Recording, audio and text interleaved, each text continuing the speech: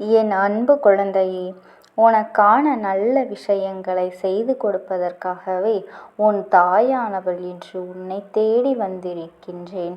என் தங்க குழந்தையே, இன்று உன் அம்மா உனக்கு சொல்ல வந்திருக்கின்ற செய்தி மிக முக்கியமான செய்தி. என் தங்க குழந்தையே, உனக்கு ஒரு அவசரமான செய்தியினை தான் கொண்டு வந்திருக்கின்றேன். அதனை நீ பொறுமையாக, தெளிவாக, நிதானமாக கேட்டுவிட வேண்டும். ஏனென்றால் அது அத்தனை முக்கியமான செய்தியாகும். உன்னுடைய புகைப்படத்தை வைத்து கொண்டு ஒருவர் தினமும் ஒரு காரியத்தை செய்து கொண்டிருக்கின்றார். அவர் யார் என்றும் அவர் எதற்காக அப்படி செய்கின்றார் என்றும் நீ தெரிந்து கொள்ள வேண்டிய கட்டாயத்தில் இருந்து கொண்டிருக்கின்றாய்.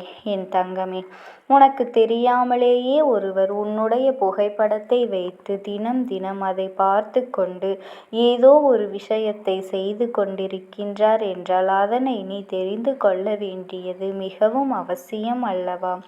அதனால்தான் உன் அம்மா உனக்கு அதனை உடனே தெரிவிக்க வேண்டும் என்று ஓடோடி வந்திருக்கின்றேன். என் குழந்தையே, இதில் நிச்சயமாக உன்னுடைய வாழ்க்கை சம்பந்தப்பட்ட விஷயங்களும் இருக்கின்றது. உனக்கு எதிரான செயல்கள் அங்கு ஏதும் நடக்கின்றதா என்பதனை முதலில் நான் உனக்கு சொல்லிவிடுகின்றேன். அங்கு நடப்பது உன் மீது கொண்ட அன்பினால் நடந்து கொண்டிருக்கின்றது. என் தங்க பிள்ளையே, உன்னுடைய புகைப்படத்தை உன்னுடைய உயிரான அன்பினை கொண்ட ஒருவர் அங்கே வைத்து கொண்டிருக்கின்றார். அவர் யார் என்பதையும் நீ நன்றாகவே புரிந்திருப்பாய். என் செல்லமே, யார் உன் மீது உண்மையான அன்பு வைத்துவிட்டு இப்பொழுது உன்னை நீ எப்பொழுதும் தேடி வருவாய் என்று எதிர்நோக்கி காத்து கொண்டிருக்கின்றாரோ, எப்போதும் உன்னுடைய நினைவாக நின்று கொண்டிருக்கின்றாரோ அவர்தான் அதை வைத்திருக்கின்றார். அதை வைத்ததோடு மட்டுமல்லாமல் அவர் உன்னை தேடி தேடி தினமும் அந்த புகைப்படத்தோடு பேசி கொண்டிருக்கின்றார். அவர் மனதில் இருக்கின்ற கஷ்டங்களை எல்லாம் அவர் உன்னை மனதார நினைத்து கொண்டு அந்த புகைப்படத்தை நீயாகவே நினைத்து கொண்டு அங்கே புலம்பிக் கொண்டிருக்கின்றார். நீ எப்போது வரப்போகின்றாய்? நீ எப்பொழுது வந்து அவர்களினுடைய கஷ்டங்களை எல்லாம் தீர்க்கப் போகின்றாய்? அவர்களினுடைய மனவேதனைகளை எல்லாம் எப்பொழுது நீ புரிந்து கொள்ளப் போகின்றாய்? உனக்காக அவர்கள் அங்கேயே உன்னை நினைத்து கொண்டு காத்து கொண்டு இருக்கின்றார். நீ அங்கே அவர்களை பற்றி ஒரு சிறு துளியாவது நினைக்கின்றாயா என்றெல்லாம் அவர்கள் உன்னோடு பேசுவது போல தினமும் ஏக்கத்தோடு காத்து கொண்டு இருக்கின்றார்கள்.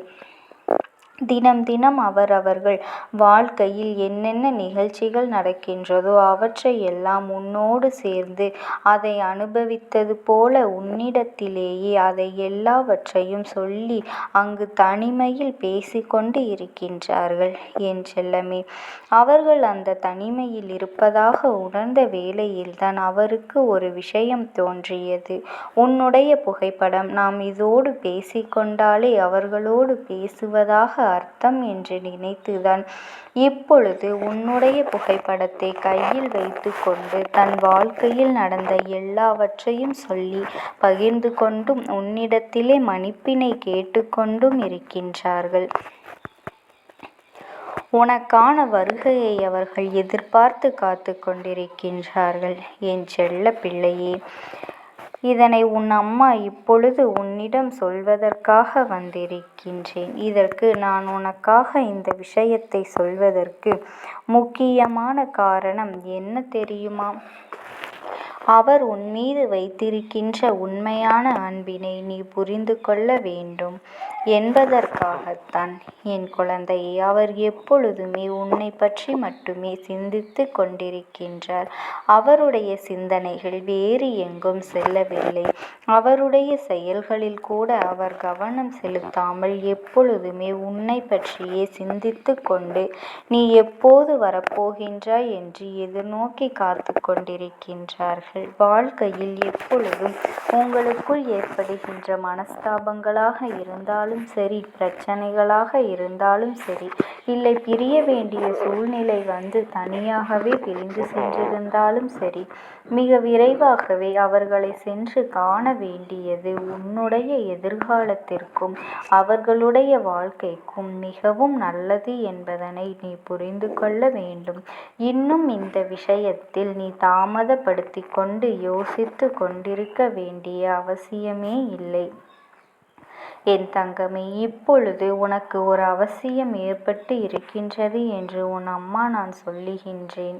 தனிமையாக இருப்பது எவ்வளவு கஷ்டம் என்பதனை நான் சொல்லி புரிய வைக்க வேண்டிய அவசியம் இல்லை. ஏனென்றால் அவர்கள் எப்படி அந்த தனிமையின் வேதனையை அனுபவிக்கின்றார்களோ அதே அளவிற்கு இல்லை என்றாலும் உனக்கும் அந்த வேதனை இருக்கும் அல்லவா? தனிமை என்பது ஒரு கொடிய நோயாகும். ஏனென்றால் தனிமையில் இருப்பவர்கள் எல்லாம் நிறைய சிந்திப்பார்கள், நிறைய முடிவுகளை எடுப்பார்கள் என்று உன் அம்மா நான் உன்னிடத்தில் நான் தெளிவாக சொல்லிவிடுகின்றேன்.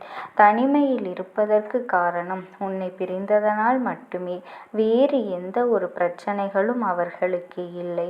உன்னோடு இப்பொழுது பேசக்கூட முடியாத ஒரு காரணத்தினால்தான் எப்பொழுதும் உன்னை பற்றியே சிந்தித்து மனநோய் வரவழைத்து கொண்டிருக்கின்றார்.